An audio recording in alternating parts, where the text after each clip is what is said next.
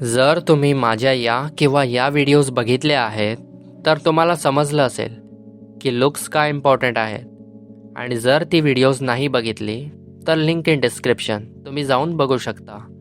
आपल्या सगळ्यांनाच एक डाऊट आहे आणि ते म्हणजे लुक्स वर्सेस पर्सनॅलिटी जास्त काय मॅटर करते. काही लोक बोलतात पर्सनॅलिटी, कारण जर तुम्ही रेसलिंग कंटेंट बघता तर रोमन रेन्स नावाचा एक कॅरेक्टर आहे ज्यांची पर्सनॅलिटी खूप चांगली आहे, बॅडस पर्सनॅलिटी आहे, म्हणून त्यांना जास्त अटेन्शन किंवा व्हॅलिडेशन मिळते.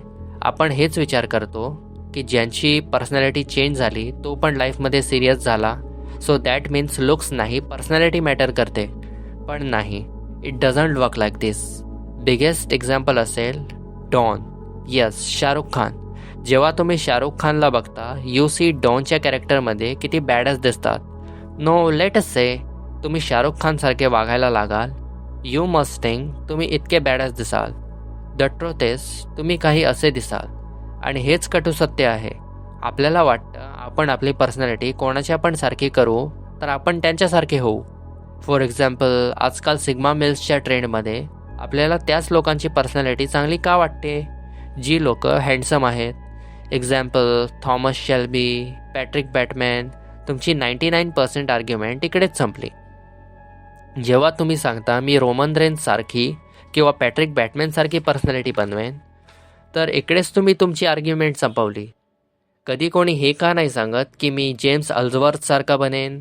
कधी कोणी हे का नाही सांगत की मी राजपाल यादव सारखा बनेन. कधी कोणी हे का नाही सांगत की मी परेश रावल सारखा बनेन. सगळेच्या सगळे एक्स्ट्रीमली हँडसम टॉल लोकांच्या मागे धावतात, इवन पर्सनॅलिटीमध्ये पण. मग तुम्ही सांगता पर्सनॅलिटी मॅटर करते, लुक्स नाही. पण तुम्हाला पण त्यांचीच पर्सनॅलिटी चांगली वाटते जे at the first place handsome होते. झाला जरा आश्चर्य.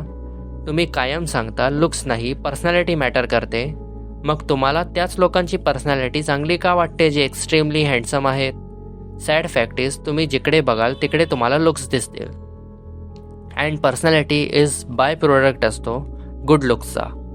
जर कोणी गुड लुकिंग माणूस जर स्वतःमध्ये थोडीशी डिफरंट अदा किंवा रुतबा घेऊन येतो तर ती ऑटोमॅटिकली किलर पर्सनॅलिटी बनते.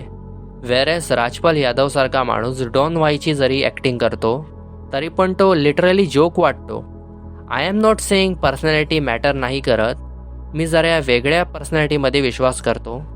माझ्या मते पर्सनॅलिटी इम्प्रूव्ह करा it is simply means social स्किल्सला इम्प्रूव्ह करा. कारण खूपशा लोकांना वाटतं पर्सनॅलिटी म्हणजे छाती बाहेर काढून चाला, व्हॉइस डीप करा. It does not work like this. That is not personality, that is imitation. जर तुम्ही सोशल स्किल्सला डेव्हलप करता तर ती एक स्किल्स आहे.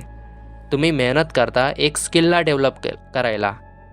जशा प्रकारे आपण सोशल स्किल्स, ड्रेसिंग सेन्सला जास्त महत्त्व देतो तशा प्रकारे आपल्याला आपल्या लुक्सला सेक्शुअल मार्केट व्हॅल्यूला द्यायला हवं.